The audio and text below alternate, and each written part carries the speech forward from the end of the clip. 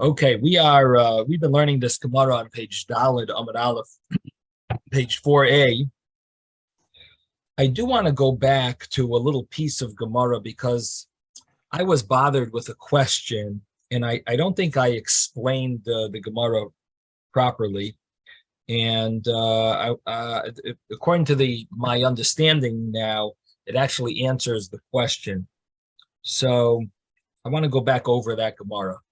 So we are on Daf Daled Amud Aleph, and we had this argument on Gimel Amud Beis between Rabbi Yochanan and Rav Huna. So on page 3b, on the bottom, we had an argument regarding the laws of a shaita, regarding the laws of who is considered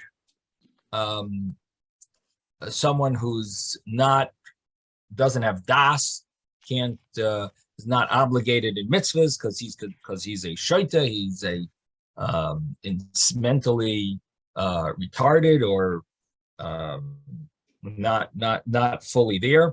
So the Gemara says that a shaita gave three examples: someone who goes out at night alone, someone who sleeps in the Beis Hakvaros in a cemetery, someone who tears his garments. We had an argument, Rav Huna, Rabbi Yochanan, does it mean all three or just one? Do you have to do all three of those things to be considered a shaita, or any one of them is considered a shaita? So the understanding is that if we're talking about you just did one, so it means that you did it often. You didn't just do it once, you did it a few times. If you do three of these things, that's good enough. In other words, three of them would be enough to say this guy must be totally insane. So we have Rav Huna who says you have to do all three. A Rabbi Yochanan that says even if you just do one, but you do it, regularly, so that would be considered that the person is insane. So the Gemara asks, what are we talking about? Are we talking about a person who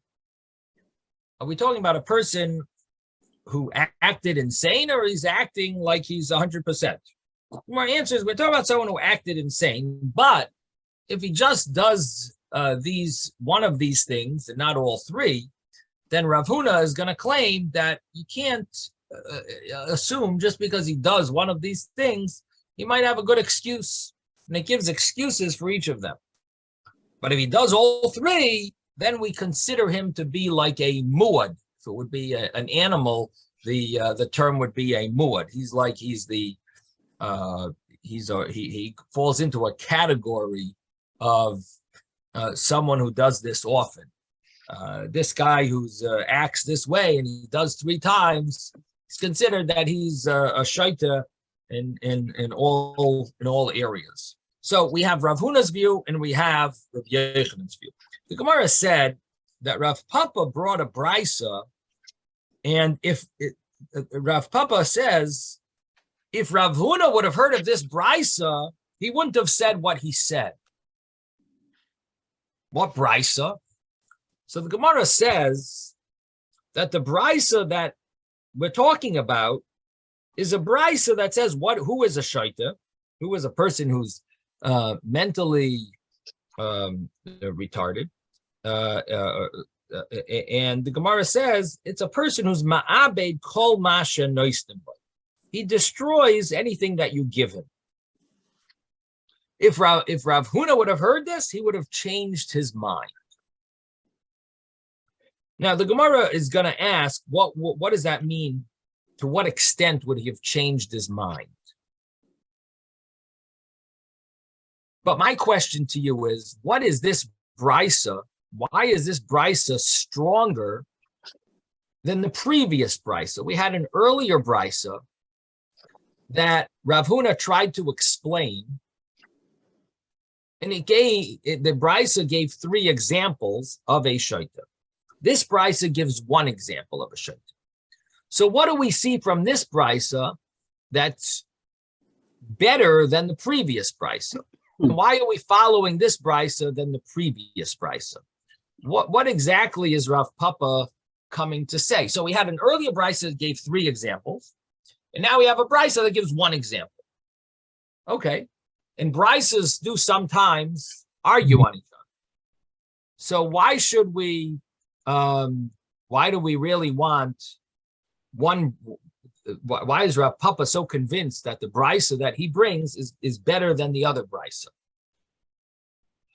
So in order to understand this, you have to say that the brisa of Rav Papa is really the brisa of Rav Papa is really not an argument on the previous brisa. Rather, it's clarifying something in the previous brisa. The previous brisa said 3 examples. This brisa says 1 example. Now, this brisa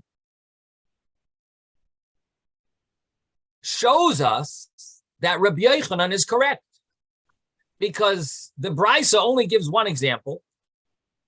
And obviously, if a person is ma'abed kol masha noisnim, if someone throws away, destroys anything that you give him, then that person is insane. And you don't need to do the other 2 things. 1 thing is enough to make someone in that category of being insane.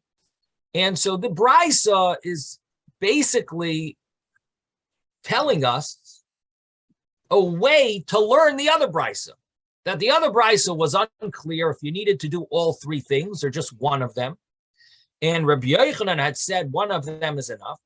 Rav Huna had argued. But now that we see the other brisa, it now sheds light on the previous brisa, and the previous brisa must have meant that it's enough to do 1 of these things, and that would be enough to say that this person is insane.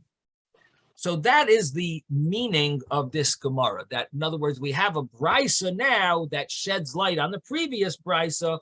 And Rav Huna, if he knew of this brisa, he would not have said what he said.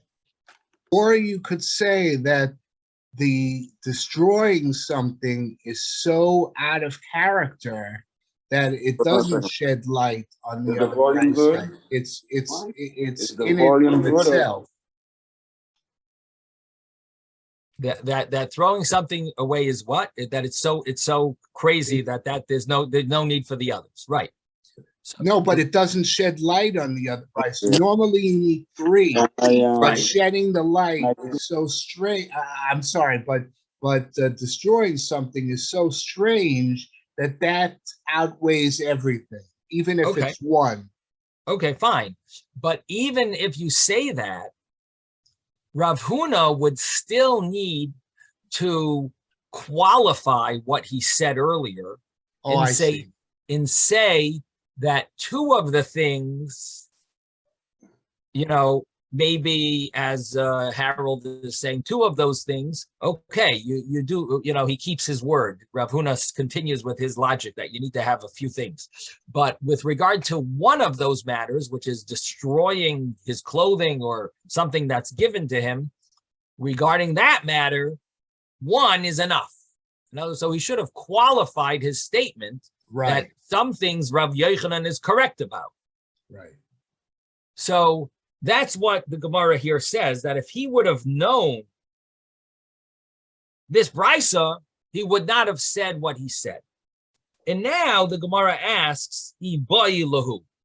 The Gemara now, we're on the 4th line from the top on Daf Daled Amud Aleph 4a. The 4th line, I'm going back because I'm explaining this Gemara a little differently than we said. I'm just adding a little insight really into the Gemara to make it more clear. So we're on 4a, 4th line. The Gemara says, Ibai lahu. The Bnei Yeshiva asked a question about this point that Rav Papa says Rav Huna would have changed his mind. Ibai lahu, the Bnei Yeshiva asked this question. Ki hava hadarbe. If Rav Papa says that Rav Huna would change his mind, when he would change his mind, what would he have changed his mind from? Would he have changed his mind just regarding one of those three laws? The dam yolaha, which is because that law is very similar to the law in this brisa where it talks about destroying something you give him or destroying his clothing. It would basically be the same thing, tearing his clothing or destroying something you give him. So on that matter, you don't need the other two things to... I don't think it's the same, Rabbi. It didn't say destroy one thing. It says destroys everything that's given to him. That's a big difference than destroying one thing.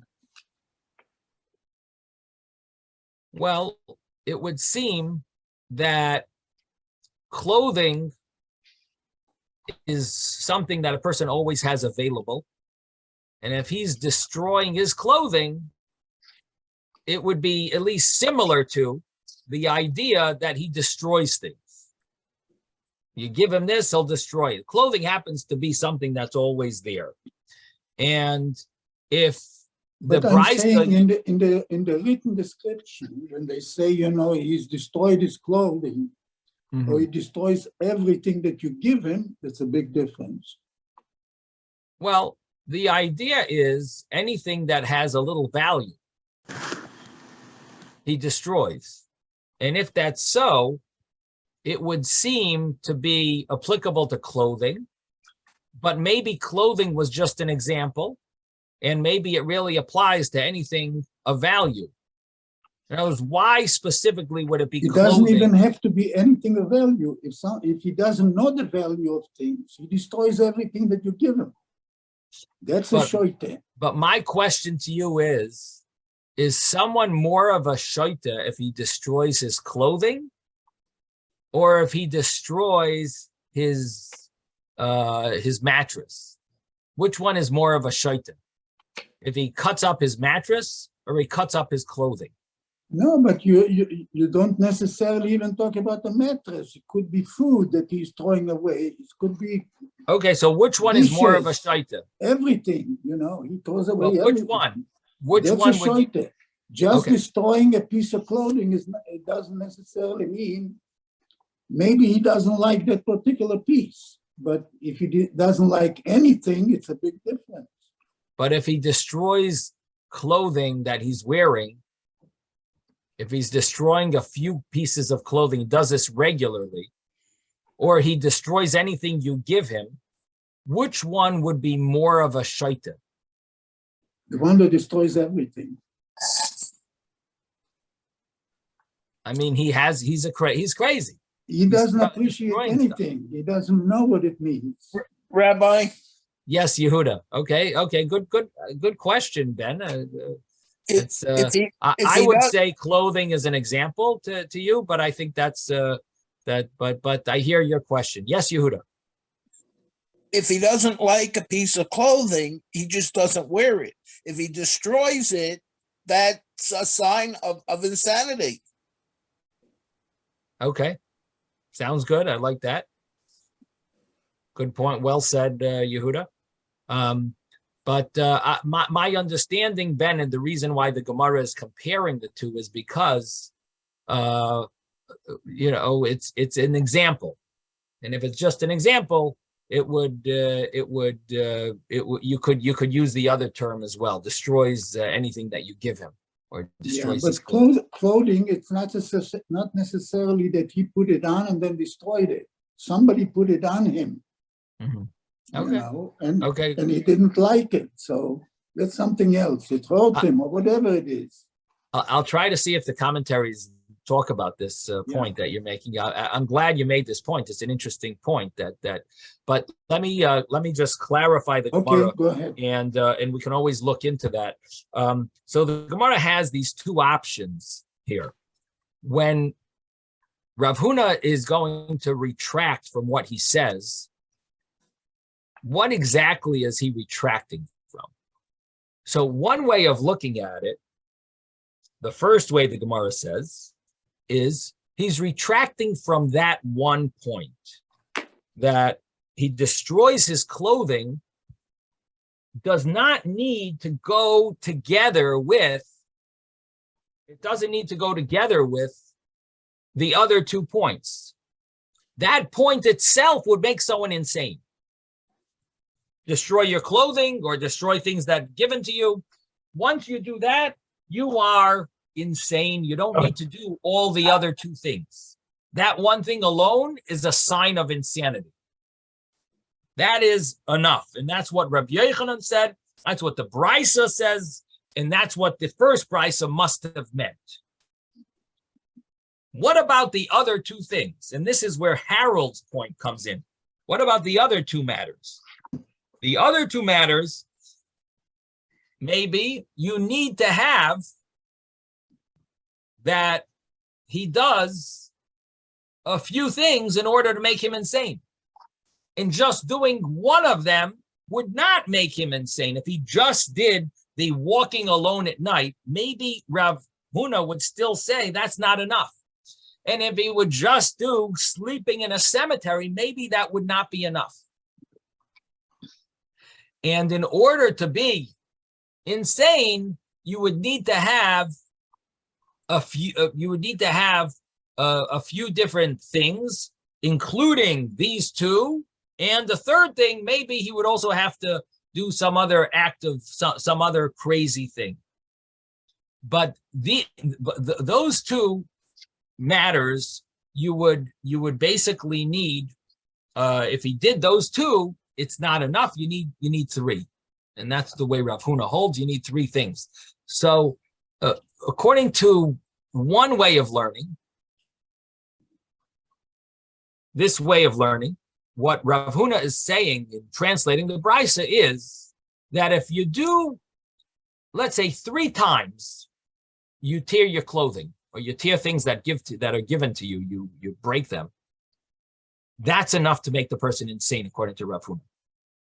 What happens if you did 3 times, you went to sleep in a cemetery? No, you're not insane. You might want to get some type of magic given to you from the Kislev, from the demons and something like that. You did it a few times in the cemetery, you're not insane. What about if you go alone at night? If you go alone at night, maybe you needed some fresh air. So you go alone at night into the uninhabited area. That's not crazy. You did it a few times. But if you tear your clothing or you break things that are given to you and destroy them, that would be insane. You did those a few. Now, the Brisa mentions the other 2 cases. So what are the other 2 cases talking about? You went alone at night, or you slept in a cemetery. Those 2 cases would work to make someone considered in the category of insane if he also did the third thing. He broke something that was given to him, but he didn't do it a few times. If he did that a few times alone, that's enough. But let's say he just did it once. Together with the other 2 things, that is considered insane.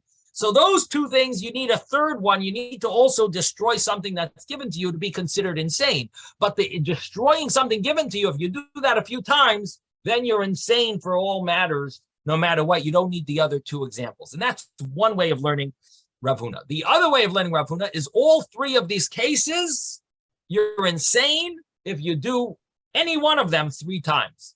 So the one example that the Brisa had given was destroys things that are given to you. And that alone is good enough if you do that a few times. And the same thing applies if you go to sleep in a cemetery a few times, you're insane. Even if you don't do the other 2 things. And if you go alone into an uninhabited area a few times, you're also considered insane. So those are the 2 ways the Gemara sees that might be what Rav Papa said about Rav Huna, that he would have retracted. 2 ways of two levels of retraction, either total retraction and agreed totally with Rabbi Yochanan, or it would have been a partial retraction and only applicable to the destroying what's given to him. And the Gemara concludes teku. Teku means we don't have an answer. We don't know what Rav Papa meant, that Rav Huna would have changed his mind had he known this other brisa, but we don't know. So we wait for Eliyahu Hanavi to tell us what Rav Huna would have done. Okay, Okay, I have a question about real life. real life. I have a person on the street that walks his dog any time of the day or night. I see him at 10:30 at night when I come back from, there's one class I'm taking till 10:30. He's walking his dog 10:30 at night.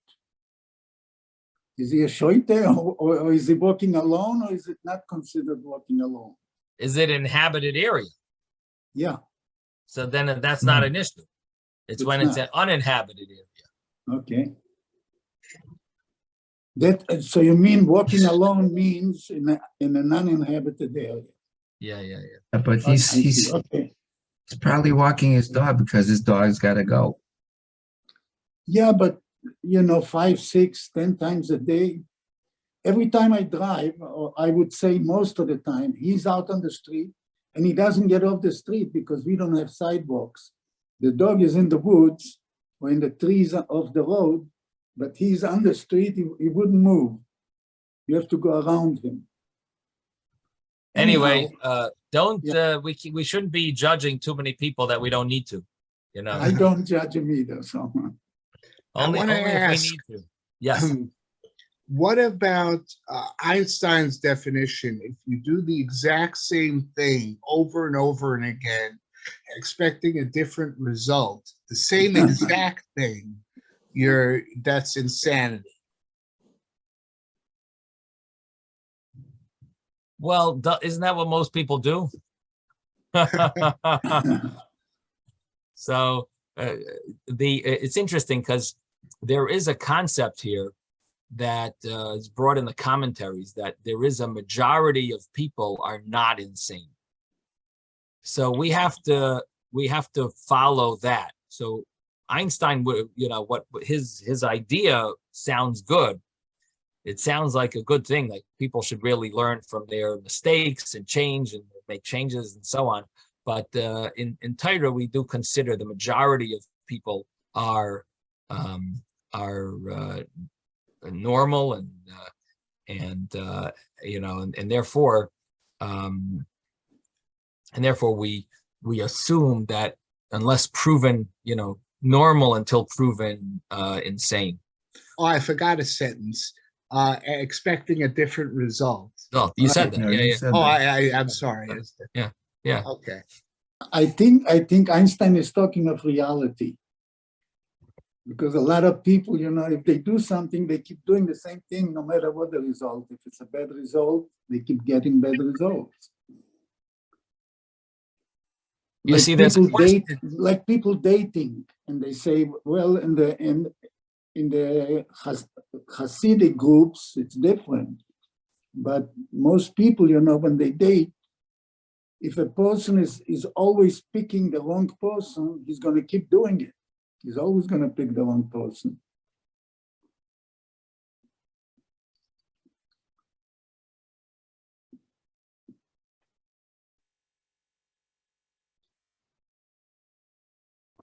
So Mordechai, yes.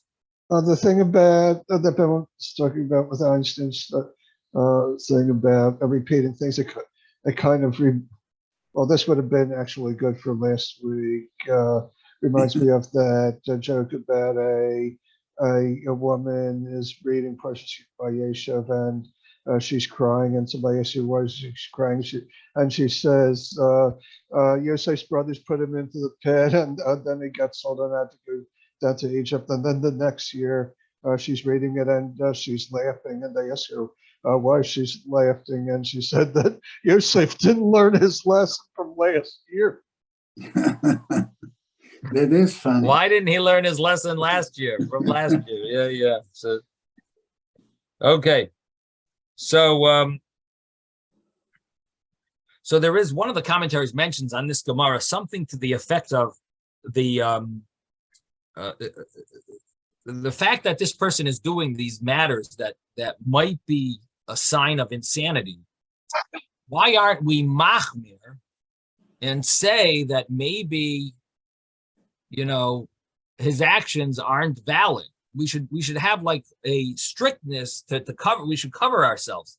So the Gemara's answer, so the answer that is given is that every person has that assumption. We assume that they're really majority of people are normal, and therefore we would we can rely on that in order to assume that everything that the person does is normal, and until we see otherwise. Okay, so so the Gemara then continued, and it mentioned that it says Zohor, and Zohor excluded women, and Zohorcha excluded a tumtum and an androgynous, and Kol Zohorcha included children.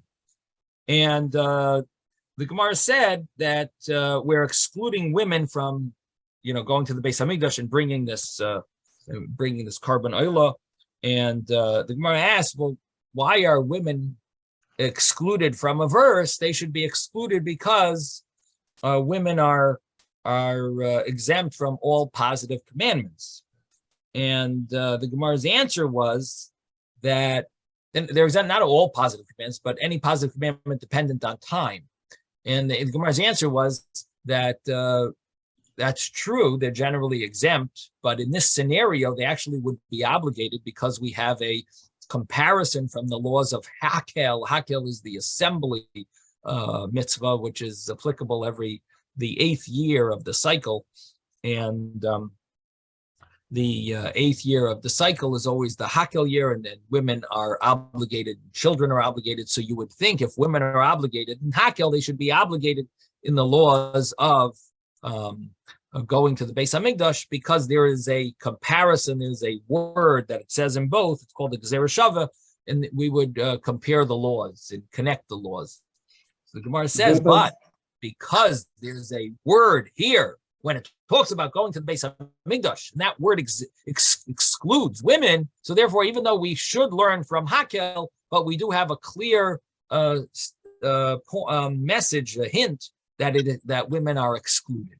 So that's why we're excluding women, even though we should have included them because of Hakel, even though normally they would be exempt because of mitzvah saseh, a positive commandment that's spent on time, they should be exempt. But Hakel would have told us that they're obligated. But the verse here tells us that they are exempt, so therefore they're exempt. Yes, Ben? I wanted to make sure that I understood the difference between Zechur and Zechurcha. So Zechurcha means the ones that Hashem recognizes as a male. Is that what it means? Not including the two. The word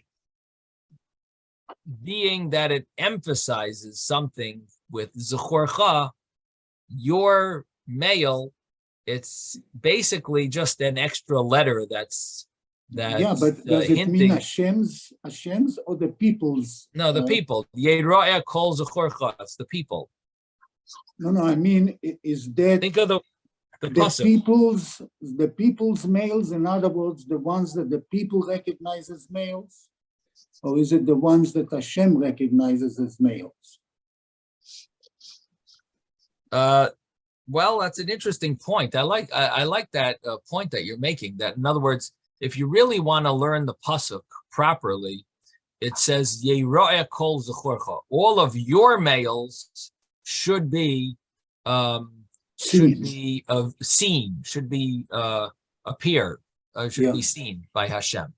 So we're learning from the fact that it says your males, which could just say your males, all of your males, emphasizing that something to do that it has to be much more definite male. Yeah. So the way Ben wants to say it means that you see it as a male. You're convinced that it's a male. Only someone who you're convinced is a male, that's who's obligated, which would exclude a tumtum and an androgynous who we don't know if they're males or not, or we don't see them as males. So it sounds like a nice point that you're making, that it's like, because it's talking about the Jew sees that the Yidden, the humans, see this person as a male, which would both exclude, really, he has to be seen and he has to see. So to be seen by who? By the people or by Hashem? Yes, no. So I hear you. I don't know if it fits so perfectly with the Gemara. In other words, the other way of learning, not your way, Ben. If you just learn that it adds this point about male. In that verse, it has an extra, that letter, in that word, it has an extra letter. So it's emphasizing some law. It's limiting the law about males. And the Gemara has something, has to learn so to exclude someone. So it excludes a tumtum and an androgynous. But it's not specifically connected to the letter your male. It just happens to be. That's how the Gemara, that's how the pasuk adds a letter to give us a sign that we're supposed to exclude someone. Now, if you want to take it a step further and say it means people who you see as male, we'll have to see if that fits the Gemara. Now. Let's see if we could include it, because that would be nice. I like the way you're taking the word. I like the way you're trying to see if it'll actually fit with the letter, the meaning of that letter. That letter means your. So let's see if we could fit it. That would be nice. Let's see. So the Gemara says that Zachor means male, and that excludes women. We explained that now. Now we're up to the Zachorcha, what Ben was just talking about. Zachorcha means your males. Should be seen in the Beis Hamikdash. So the Gemara says that excludes a tumtum and an androgynous. Again, tumtum is the person whose private area is invisible, we don't see it. It's hidden. It's inside his body. And androgynous is a person who has both sexes. He has both organs. Now, so the Gemara says androgynous we need to exclude because he has a side of male to him, and therefore, when it says your male, he definitely is a male. He might also be a female. He might be a sex of his own that we're not familiar with. We're normally familiar with males and females, and he might be a category of his own. But he definitely is a male. And the way the Gemara is understanding it is, he has a male organ. If he has a male organ, he's definitely called a male. Is he called something else? He is a male. He might be something else. He might be this, but he definitely has that male. So the Gemara says, but we're going to exclude him from your male because you would think he's obligated. He's definitely a male. It comes to exclude him because he's a bria b'fnei atzmai. He is an entity of his own. Now, being an entity of his own would mean that he's not your male, really, because on the one hand, he has a male organ, but on the other hand, there is such a thought that someone who has both organs, that is not normal, that might be an entity in his own right, and therefore he would be exempt from coming to the Beis Hamikdash. He is not your male. So the Gemara has a thought that he should be your male. He would be, if it says Zechorcha, he's a male, but because it says your male, that excludes him.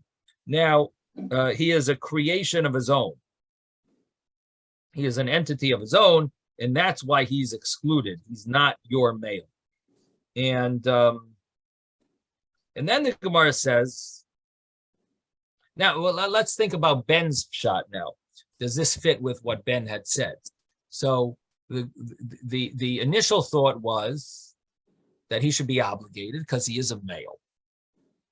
I mean, he has a male organ, but he also has a female organ. I mean, would you call him a Zachor? The Gemara thinks you would. The only reason the Gemara is going to exclude him is because it says Zechorcha, your male, and the Gemara says that maybe he's an entity of his own. So it sounds like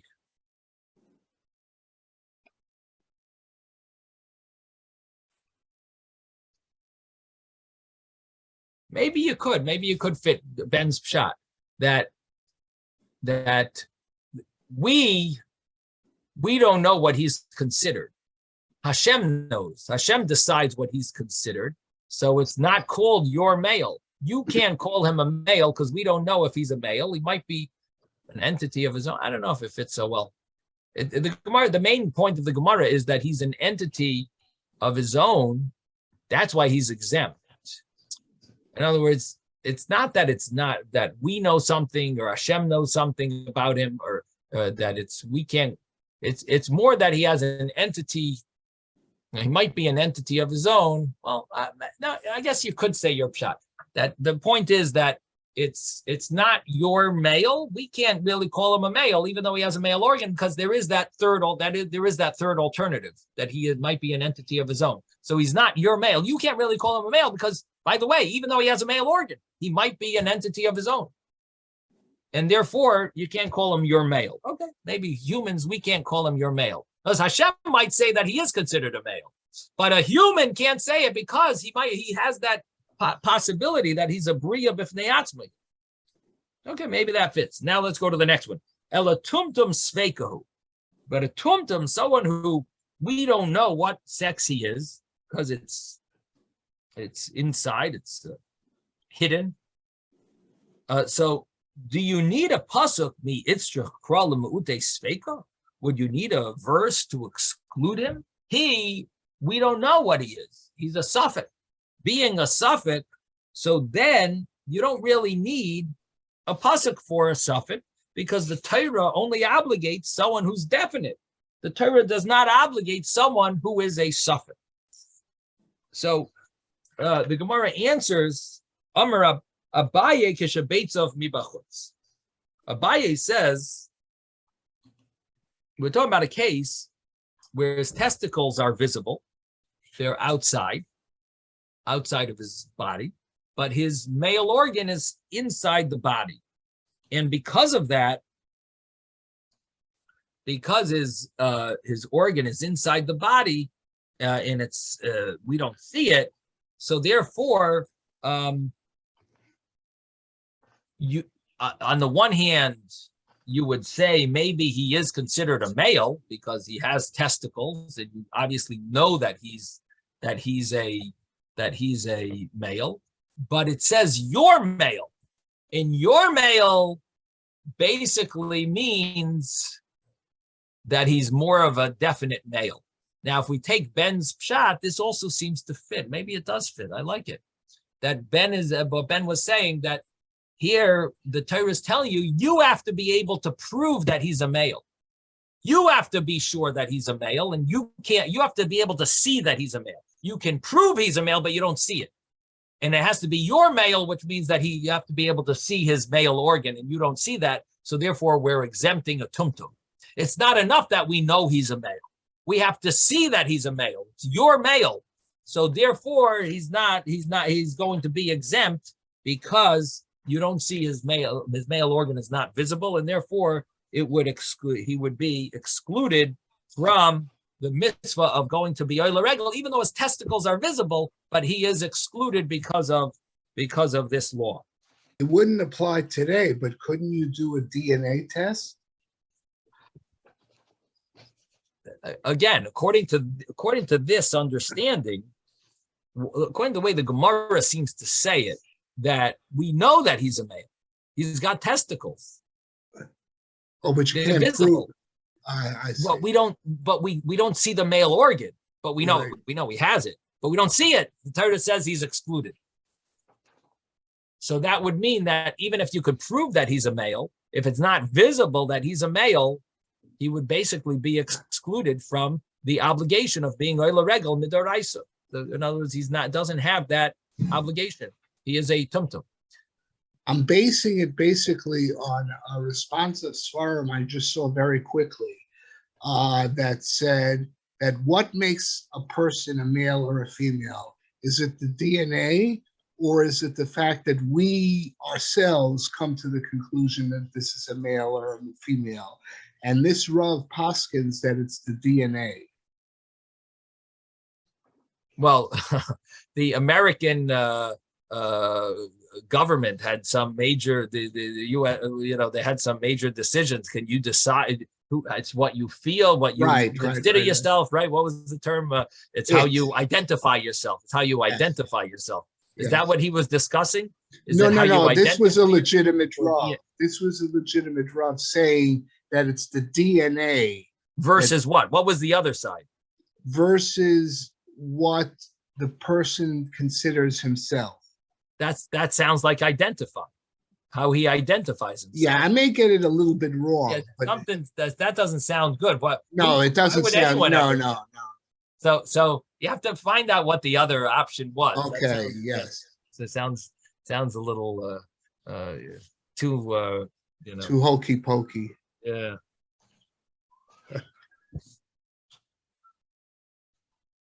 Okay, so now yesterday we got stuck with this question, and the question was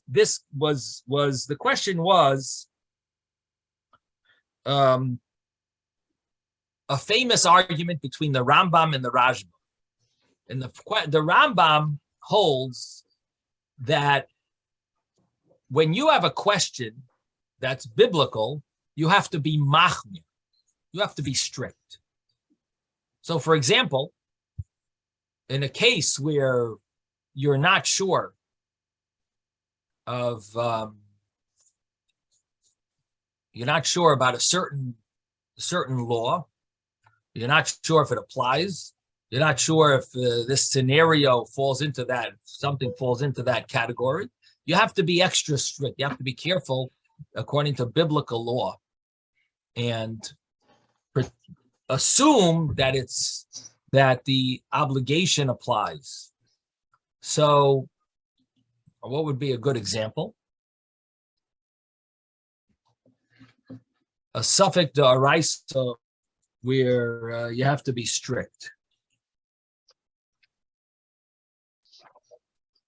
A suffix d'oraisa would be, I'm sure there must be very good.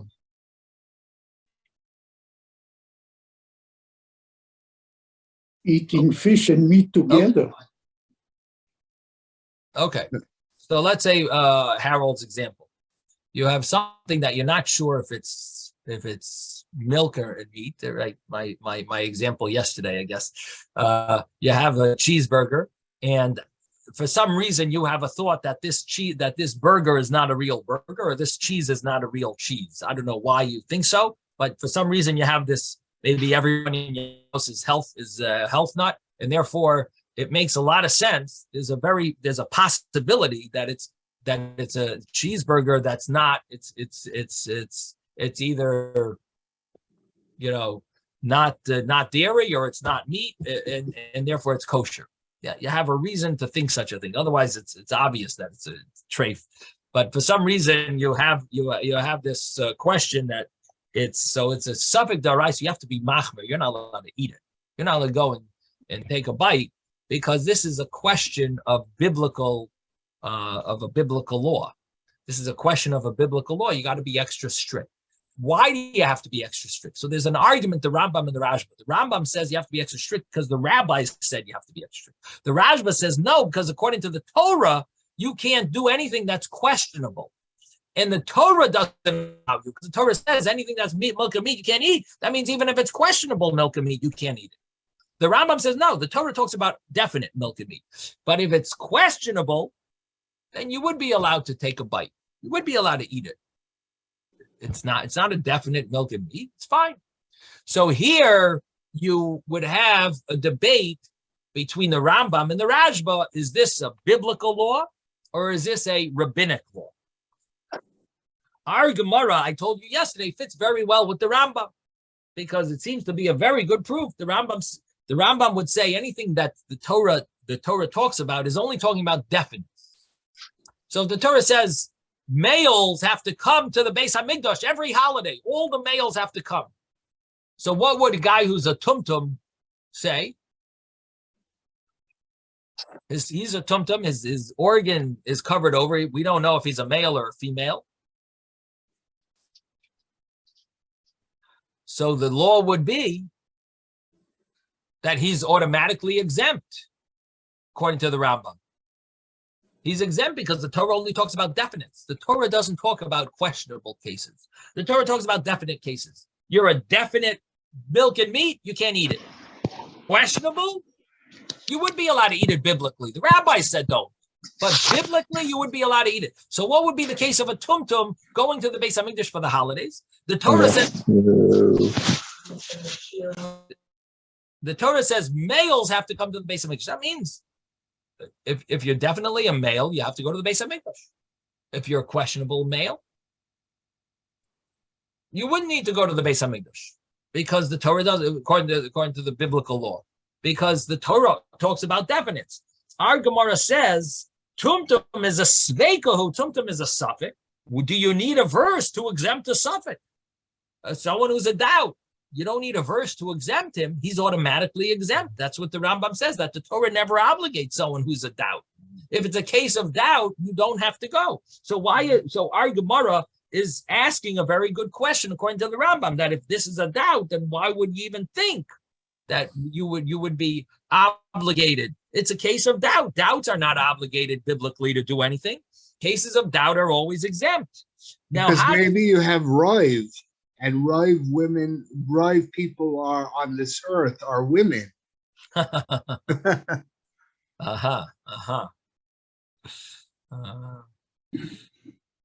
an interesting point. That was said semi-facetious. Yeah, but no, that is an interesting point. In the time of the Gemara, I don't know if they knew that statistics, but I guess now it's what is the percentage? How many more women are there than men? Do we 52-48. Interesting. So it depends on the country. Depends how many wars really. they have. What is yours based on the world or yours based on the United States, Harold? What is your world? World. Wow, that's quite a difference if you think about the numbers in the world. That's so the majority are women. Could you use that majority to say? So could you use that majority to say that this person is a female? Kol kavua kamechza mechzadami kol apirish meruba parish. I'm wondering if we would say kol kavua. I have to think about this one. That's an interesting point, Harold. I like it. I have to think if we could say that if you would go, would there be a reason to go after the Roiv? Okay, in any event, but getting back to the Gemara, so we had this issue yesterday that how would the Rashba learn our Gemara? Why is our Gemara saying that you don't need a verse to exempt a tumtum? If a tumtum is a suffix, is a doubt, according to the Rashba, doubts you'd have to be strict about, and you'd have to go to the Beis Hamikdash just in case he is a definite. He might be a definite. He might be a definite male. Not a definite. He might be a male. Because he might be a male, you should go to the Beis Hamikdash. And therefore, the verse wants to exempt him. You got to have a verse to exempt him. Otherwise, he would have to go, because biblically, any case of doubt, you have to be strict and cover yourself. And therefore, what does the Gemara mean when it says tumtum is a sveika and you don't need a verse to exempt? Do you need a verse to exempt him? Yes, you do need a verse to exempt him. The Gemara says, would you need a verse to exempt him? Sounds like you don't need a verse, but according to the Rashba, you would need a verse to exempt him. So, in order to answer the Rashba, you'd have to say that at least one of the ways of answering the Rashba is that going to the Beis Hamikdash is connected to bringing a korban oila. When you go to the Beis Hamikdash, you go to the Yazara, you also have to bring the sacrifice. And bringing the sacrifice, if you're not obligated to bring it, would be considered to be bringing chulin to the Yazara. You'd be bringing a sacrifice which is not a necessity. And being that you would be bringing a sacrifice that's not a necessity, it would be considered that you're bringing an unsanctified sacrifice to the Beis Hamikdash. And instead, you would go and you wouldn't bring one. Now, if you'd go and not bring one, then what you would end up doing is you're going and you're transgressing a negative commandment. Because the negative commandment is don't come and see me empty-handed. V'lo yero panai rekom. Don't make yourself visible. My face should not be visible. Lo yero panai rekom, empty-handed. That means that if you go to the Beis Hamikdash and you don't bring it,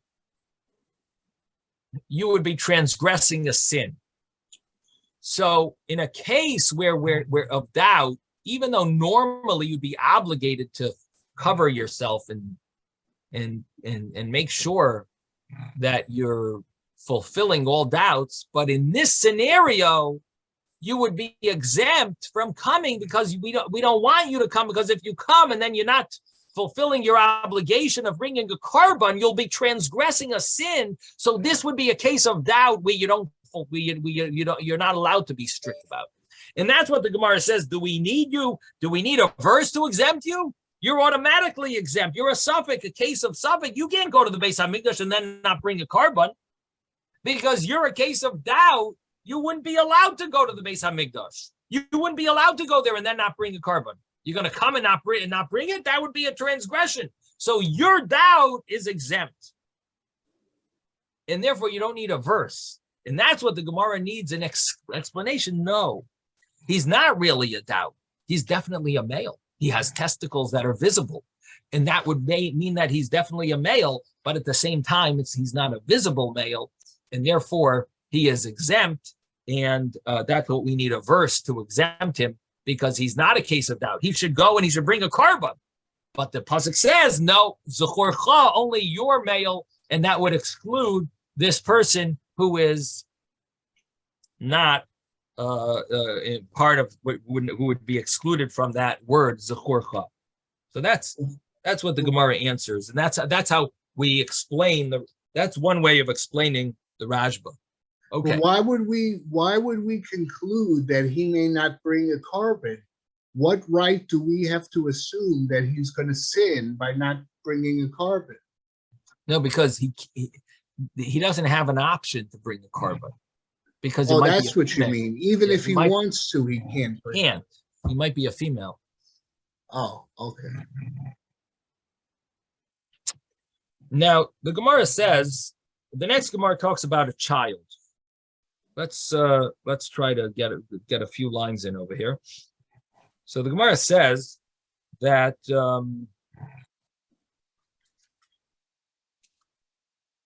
Amar Mar. We're on what are we, about 25 lines from the top. Amar Mar, Master said, Kol zechorcha l'rabbi sasaktan.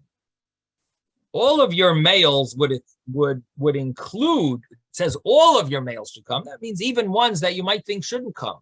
Who would that include? Children. They also have to come. Kol zechorcha l'rabbi sasaktanim, that includes children, minors. The Gemara asks, what do you mean? It includes minors? Minors have to come to the Beis Hamikdash. Vatanan, we learn in a Mishnah, our Mishnah, actually, that it excludes someone who's deaf mute, someone who's a shaita insane, and someone who's a minor. We said they're exempt. And then we said other people are exempt. Nashim, Avadim, Sheina Mishuchrarim. We said a whole list of people that are exempt. One of them was minors. So what do you mean? Kol is including minors. I thought they're exempt. Amar Abai like Hashem. Abai says not a question. Kan b'katan shehigia l'chinuch. Kan b'katan shleigia l'chinuch.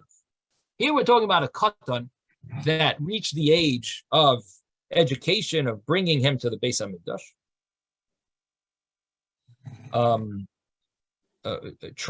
Training him, educating him. And here we're talking about a child who has not reached that age yet. And in such a child would be exempt. But a child who's of age, of chinuch, he's obligated. If he's the age of education, then he's obligated.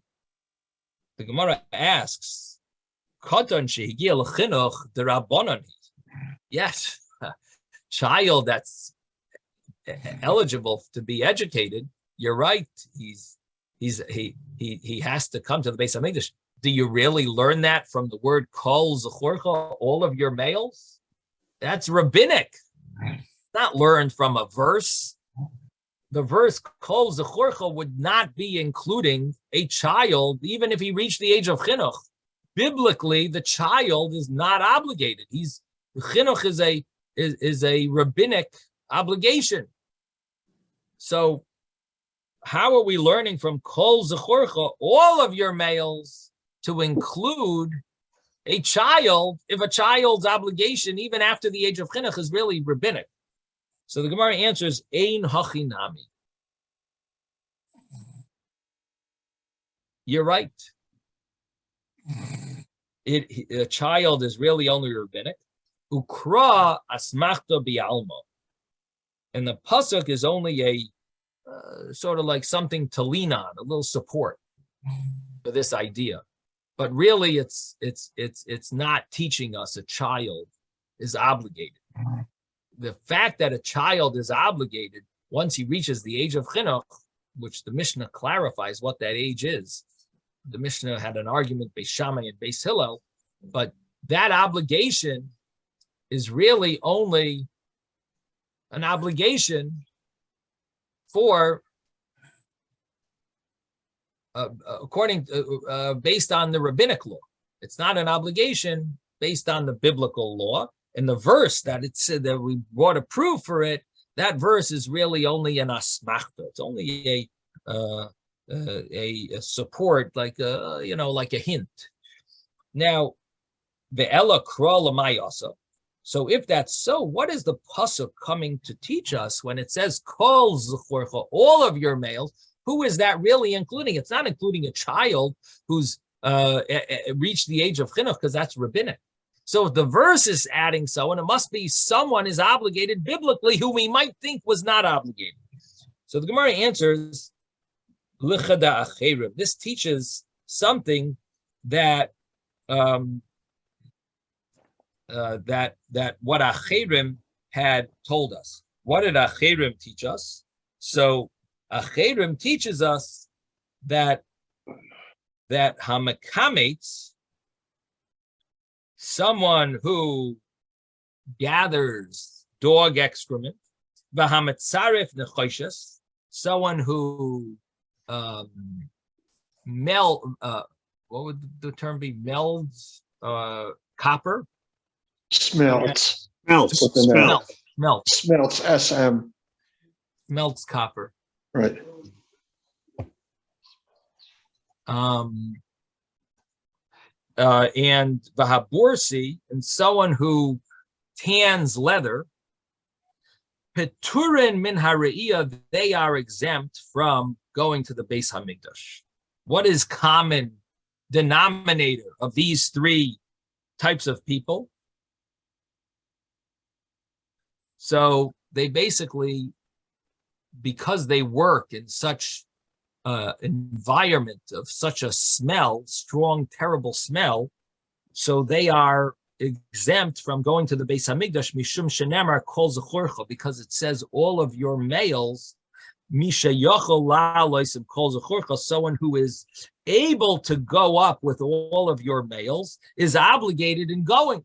Yotzu elu, these are excluded, she'ena ru'uyin la'alois, they are not fit to go up with all im kol zechorcha, with all of your males, because they have such a odor, they are exempt from going to the Beis Hamikdash for the holidays. Okay, we're going to stop here. And Rabbi, what's a mekamet? Thank you, Rabbi.